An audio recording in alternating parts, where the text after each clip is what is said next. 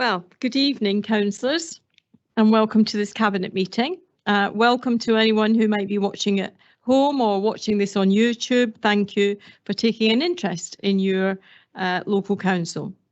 My name is Anne Dorian. I'm the leader of the council and chairman of the Cabinet. To my left is Deputy Leader and Vice Chair of Cabinet, Councillor Dale Broughton. And to my right is John Leach, who's our Deputy Chief Executive in charge of communities. So before we start, you'll already have guessed that we are live streaming the meeting and it will be then stored on YouTube. So are there any apologies for absence? There are none for this meeting, Leader. Thank you. Does any member wish to declare any interest in respect of any items on the agenda? No declarations, thank you. So now we're going to move to part 2 of the agenda items.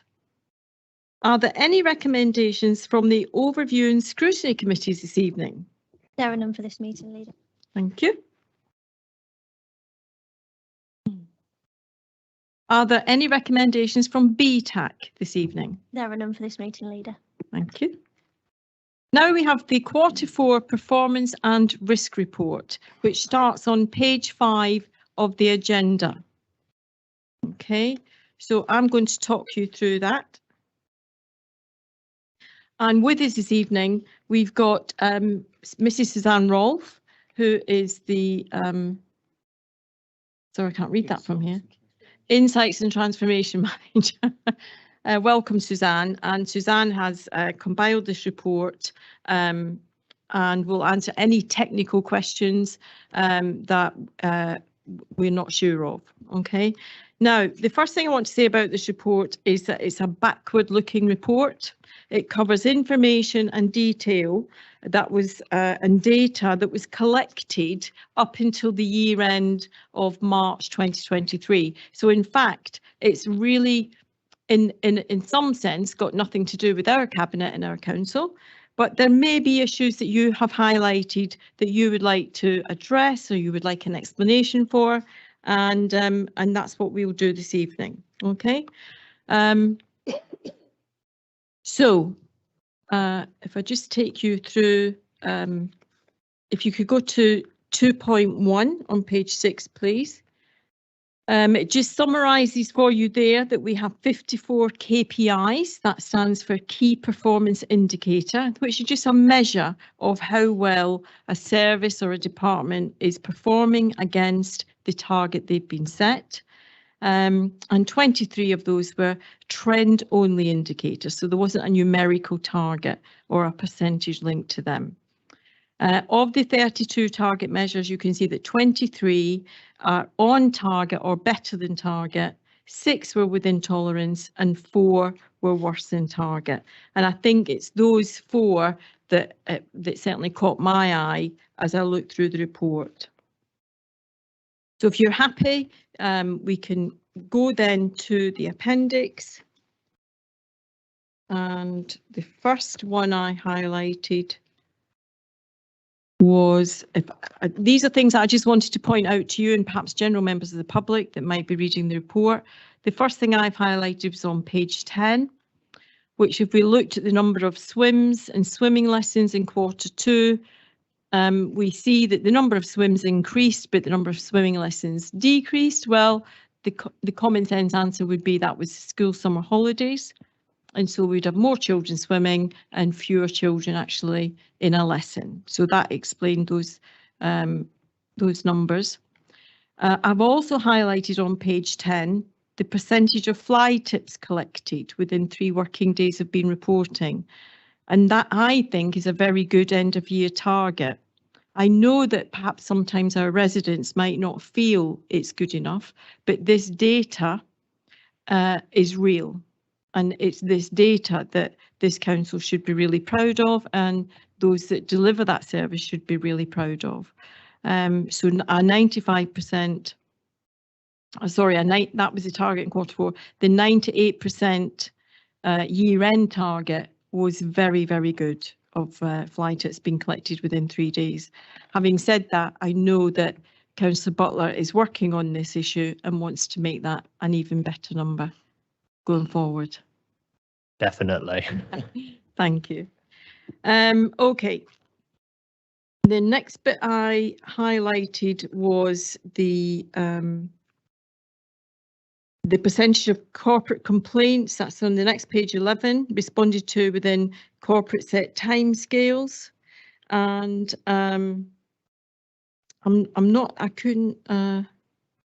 yeah, that was an operational issue.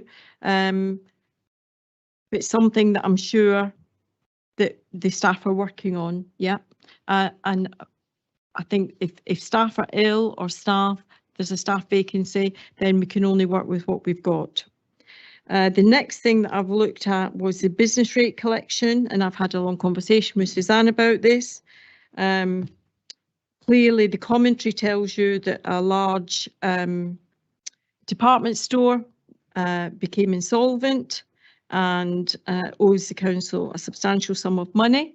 However, what I wanted to reassure you of, and members of the general public, is that the council continues to seek to recover those monies, because they quite clearly belong to the people of Boston and this council.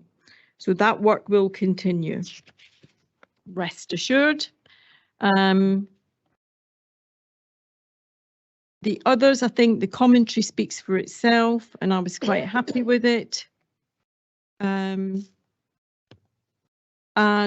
then I wanted to just address perhaps some of the risks in the risk register.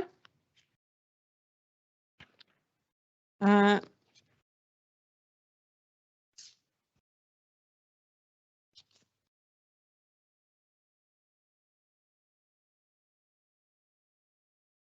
I think if we just look at the ones that are high, the risks that are high, we need to reassure the general public and the residents of Boston that we're keeping an eye on those. We're acutely aware of economic hardship. We all know this is a low-waged economy in our borough, and the risk of economic hardship to local people is very high, and the risks associated with that are very high, and cause a kind of domino effect in people's lives. So what we are doing as a council is taking action to improve housing standards, working with local landlords, etc., etc. And we're going to focus on the Homes for Ukraine in a bit more detail this evening. The other area that was high is on the next page, the risk around balancing the budget.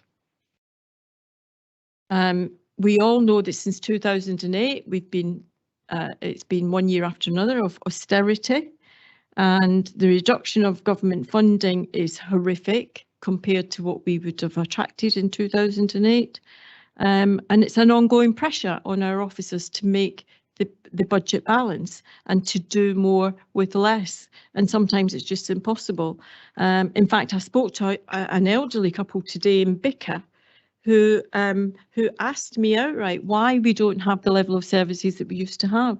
And my explanation was we have roughly 60% less in our revenue support grant from government. So with that, 60% of your discretionary services, or your overall services actually, has to go.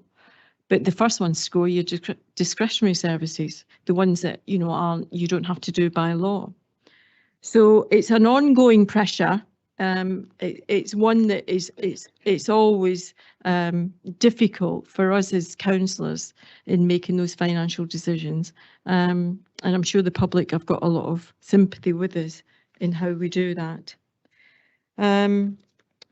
So the next one is perhaps timely. We didn't have a cyber incident, but we did have an ICT issue where we struggled for 5 minutes. Luckily, we have the staff to help us out, and we're able to live stream, but we have to be constantly vigilant around the issue of cybercrime. Several of us today received a scamming email. I know that several of the cabinet members received it. The funny thing was, we got a scamming email. I don't know if the staff know this.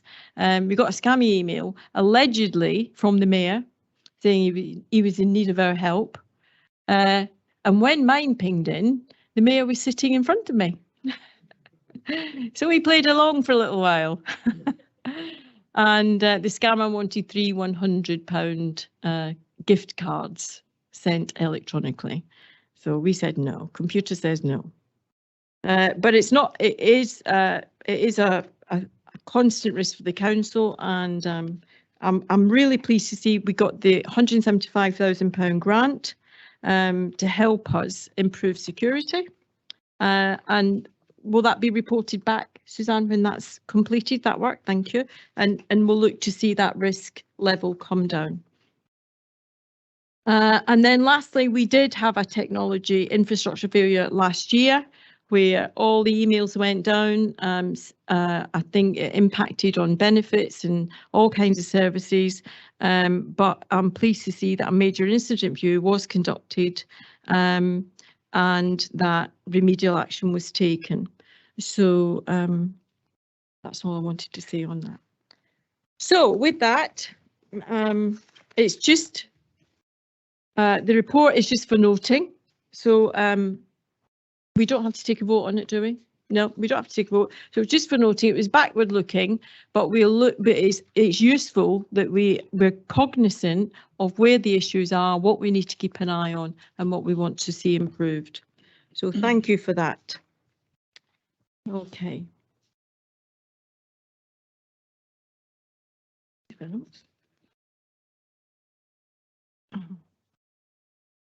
Okay, so the next agenda item is the appointment to external organisations. And there's going to be a slight change. We're going to make 4-year appointments, if it's okay with you, and we will put that to the vote. But rather than come back year on year, it allows everyone to get their feet under the table and for local organisations to build a real relationship with the council. So the Boston Health and Wellbeing Network is an operational group. So the advice from officers is that no member appointments necessary. So you can cross that off your list. The local community framework investment panel is now obsolete. So cross that one off your list. The Boston Strategic Health Group has been disbanded. And it's now called the South and East Lincolnshire Council's Partnership Board, and that requires a relevant portfolio holder to attend. So Councillor Creswell, are you happy with that appointment? Yes, I am. Thank you. Thank you. The Tritton Knoll Liaison Committee is also inactive, so there's no appointment required there. You can cross that one off your list. And you'll note that on page 24 of your agenda pack, that as leader, I'm appointed ex officio to certain organisations. And both Boston and Bloom and Boston Woods Trust have the relevant portfolio holder. So Councillor Izard, are you happy with those appointments? More than happy to take them on. Thank you, Councillor Izard. Now, Appendix A to your agenda list on further organisation. And following the changes already mentioned, that leaves the Local Government Association Coastal Special Interest Group. Do we have anyone who might be interested on taking on that role? Councillor Broughton. I'm more than happy to take that on, Leader. Thank you very much. And then the last, I don't know if it's the last one. And then we have a new group called Patrol. And that organisation is about parking regulations outside of London. So would anyone like to take that on? Councillor Izard. I look forward to being able to fine people. Yep, I'll take that on, no problem. Thank you, Councillor Izard. And so, as I said, we'll make those 4-year appointments. Yeah, Mr. Leach. Thank you, Leader. Can I just advise that the South and East Lincolnshire Council's Partnership Board is otherwise known as the Healthy Living Board, the board that Councillor Creswell has been appointed to? Yeah. Thank you. Thank you very much.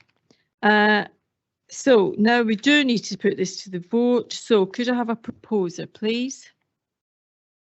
Councillor Butler proposes and a seconder. Councillor Do you know, your name just went out of my mind there, Councillor Baxter. How could I forget Butler and Baxter? It's a new Morecambe and Wise. So we have a proposer and a seconder. Would you like to vote now? All those in favour? Okay, that's unanimous. Thank you. Okay. Now, the next agenda item is a really exciting one, and it's on the Local Authority Housing Fund. So it starts on page 29 of your agenda pack, and Councillor Baxter is going to present the report. Now, I want to advise that the appendix to the report is exempt. And if you want to discuss those, the items in that, we would have to go into private session. Now, I'm pleased that you've all indicated that you're willing to discuss this report in an open and transparent way. We do have to explain to the general public there's a reason that the appendix only has to be exempt, and that's because it's commercially sensitive. And whilst it's right that we're as open as transparent as we possibly can be, as we've committed to be, we cannot divulge commercially sensitive information, one that might jeopardise the entire project. So that's the sole reason that the appendix is not going to be released at this moment. Okay. So Councillor Baxter, would you like to take us through your report, please? And Thank you, Madam Chairman. Can I ask you to bring your microphone towards your face a little bit? Thank you. Is that better? So as portfolio holder for housing, it's my pleasure to introduce this report to you this evening. So we have covered many of the subjects within the report. It was referred initially to the Cabinet in February. So the report today then is to do with the subject is the purchase of 5 houses utilising government grant funding provided as part of the Local Authority Housing Fund programme. So obviously here we're going to look at the business case relating to the purchase of the 5 houses from a developer. At this stage, I'd like you to say thank you to Councillor Ghosh for his input as regards to financial implications, and also to introduce Matthew Hogan, the Assistant Director, Strategic Growth and Development, and also Caroline Hannon, Head of Delivery, have been very important and worked hard to do with this report. So if you refer to the report, I know we've touched on this before, early in the year then, Boston Borough Council was approached to say, did you want to join in this initiative? It's to help people from Ukraine and Afghanistan, where they're obviously fleeing from their own country, and offering an incentive to house these people. So initially, well, it's just under 700,000 that the central government offered us as part of the initiative. So we responded with a memo of understanding to say we're interested. It involves 8 houses, 7 houses for people from Ukraine, 1 for people from Afghanistan. So the report obviously gives a summary and explains about the background, the financial implications, the risks and everything. But the rationale really in the main body is to explain, well, the main purpose short term will be helping these people to settle in our country. Hopefully they can return home later after so many years. Long term, then obviously after purchasing the houses with the incentive of the bonus from central government, long term they'll be available to probably help people who are homeless or local people in Boston. So there is quite an intricate detail at the back of the finances involved. These people would pay rent, so would get rental income from them, and they come here legally with a visa. So hopefully, who knows, with support, they might get a job, and obviously we can help with the support in Boston. So this covers the first 5 houses. Then we have to consider the next 3 houses being purchased. And as part of the report, it suggests that it's delegated to myself as the portfolio holder. So basically then it's a financial investment. It will provide income from the rent, but we purchase these not at the full price because we're given money from the central government. So that will bring national funding into the borough. Also financial benefits to the taxpayer and the people of our council here. So there is some information as regards well, where the proposed site is, the builders, but from a commercial point of view, that's very sensitive. And as Madam Chairman mentioned, we'll be withholding that. So I would ask then that you consider this from a humanitarian point of view. Also be proud that Boston's chosen to take these people on and to look at the financial investment. So I would recommend that we take this forward, but obviously an opportunity to ask questions to Matthew and Christine, and we're open to questions. Well, thank you very much, Councillor Baxter, for that comprehensive summary of the report. So I'm now going to, before we move to the recommendations, I'm going to open the floor now and ask if anyone would like to make a comment or ask any questions about the report. Councillor Sharp. I'd just like to say thank you to Councillor Baxter for everything that he's done, along with his help.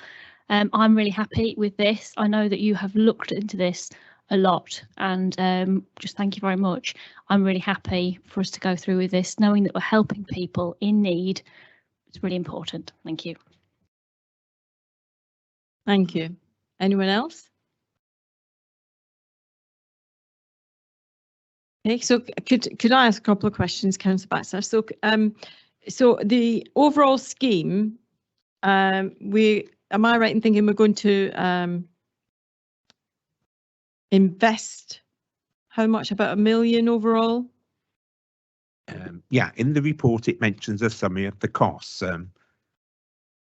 As people have looked at this from a finance point of view. So in effect, for the 8 properties, obviously some of this is estimates. So the authority would generate a 6.5% return, and altogether the BBC's contribution is 962,494. Okay, so that's what I thought. So we're just shy of £1 million, and we get to, am I right in thinking we get to keep the properties after a period of 5 years? Is that right? It's just like you buying a home, it's yours until you sell it, really. And obviously we can decide how we utilise it. We've looked as well at the types of tenancy that these people have. So also to the extent of asking some local people their thoughts on it and considering the services that we can offer to these people from Ukraine and Afghanistan. Okay, and what's the government's contribution? How much are they giving us to help? Not enough. No, it's 691,500. Okay, so that's the point I'm trying to make here is it's a really significant contribution from government, and that is sort of free money, if you like, to help us buy these houses. Yeah, in effect, it's a third. It's a third. Yeah, they're giving roughly a third to help us purchase these properties. Right. So in effect, we could invest £1 million, and I'm not saying we will sell the properties after 5 years, but if we did, they might, if they were still worth the same, we get 1.5 million back. Yeah, that's another way to look at it as well. That's a financial investment, but obviously depends on the housing market. Yes. And so at the end of 5 years, Councillor Baxter, is the council at liberty to decide to keep the houses and rent them out to local people, or do we have to sell them? No, we can choose what we do. I would back actually that we use the houses for local people to help probably people who are homeless as temporary accommodation, or even to use it within the housing registers.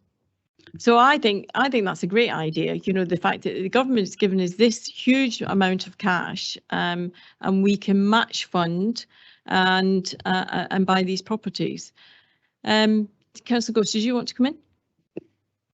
Yeah, what I can say here is technically we are getting 1.5 million worth of property, paying 1 million roughly. So it's a win-win situation, I think. Thank you. So for me, the reality of this report hit home actually very recently when I was on holiday in Devon, and I rented a cottage, and in the midway point of our holiday, we have our sheets changed and our bedding changed, so it's nice and fresh for the second week.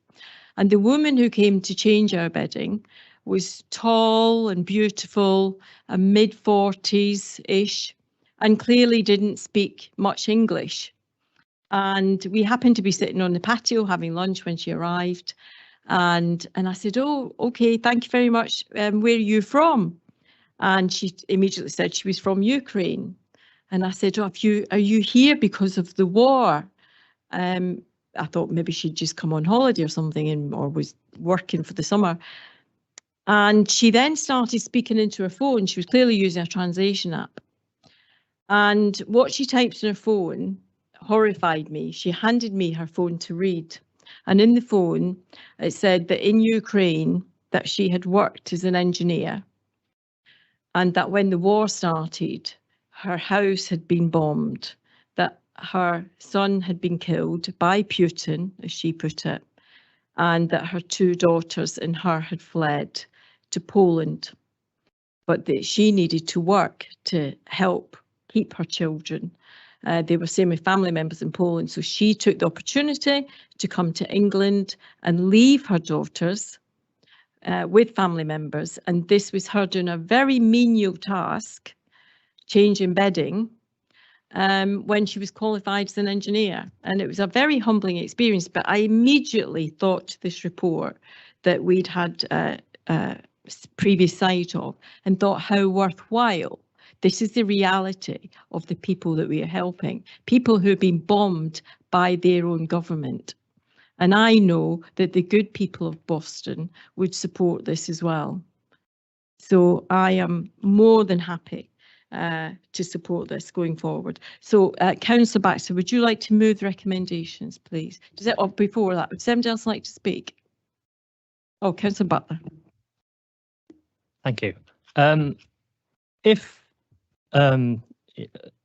we have a real good situation where obviously the war in Ukraine is over and some of the Ukrainians, for example, decide to go home early than the allocated time of the housing, what happens with the housing stock then?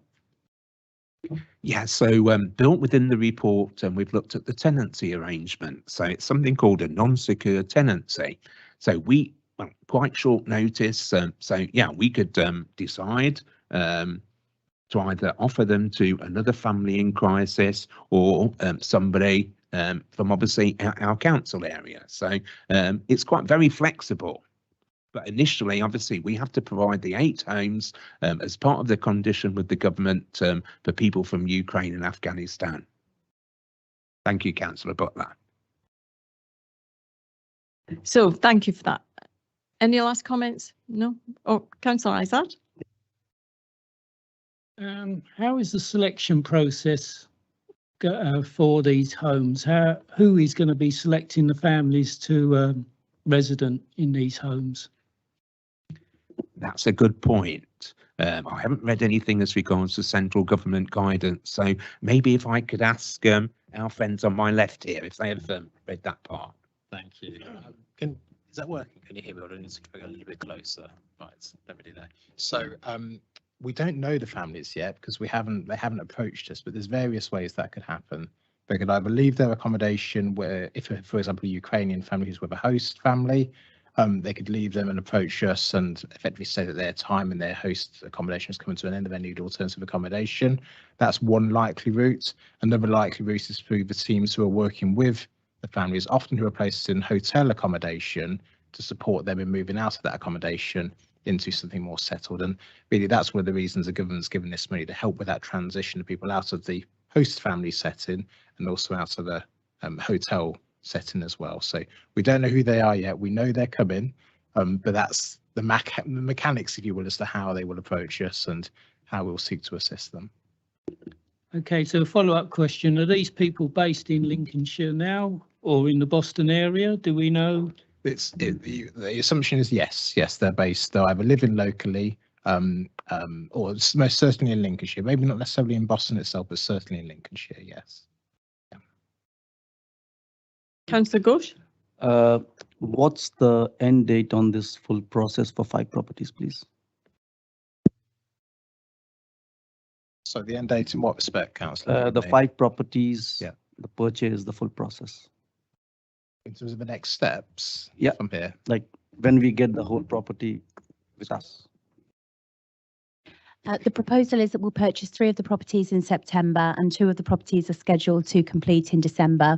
But the overall government funding has a target date of completion by November 2023. So we'll be talking to the vendor to see if we can purchase the properties slightly earlier. And if that's not possible, then we'll talk to the Department for Levelling Up Housing and Communities to ask them if we can extend the delivery date until December. Thank you. I just want to make a correction there. I just said that the Ukrainians were being bombed by their own government. I was confusing that with Syria for 5 minutes, so sorry about that. So no, they're not being bombed by their own government at all. They're being bombed by the Russian government. So do you want to move the recommendations on block, Councillor Baxter, and look for a seconder? Yeah, if I could put forward then the considerations by the Cabinet on the report to say that you agree with its findings and summaries. Thank you. I'll be happy to second that as well, please. Thank you very much. So we have Councillor Baxter proposing the recommendations, which are on page 30. And Councillor Izard has seconded that. So we'll now move to the vote. All those in favour, please show. That's unanimous. Thank you very much. That's clearly carried. Well done.